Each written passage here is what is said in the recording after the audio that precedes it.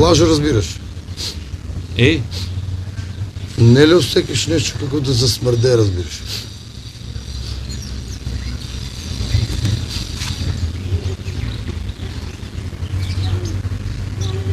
не смърда бе нищо.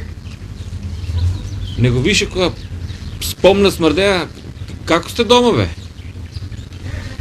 Добро разбираш, шока. Абе също, абе сино, бе, гениалец, бе, това новите генерации.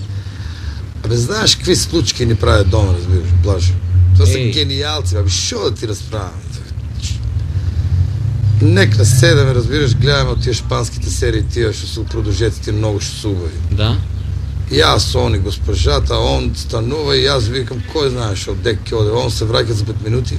Ние тек после 5 часата случайно да знаеме шо направил, разбираш. Шо направил? Абе, шо гениалец, он да ти иде у нужников, сам запалил струя, влезел, дигнал го капако, измочал се, пущил вода, затворил, сгасил и ни А, ни Б, разбираш, ева ти самосталност, разбираш, чудо, бе. Гениалец. Абе, шо ти ка, а нема още ни 18, тек кипуне сега за 3 месеца, разбираш.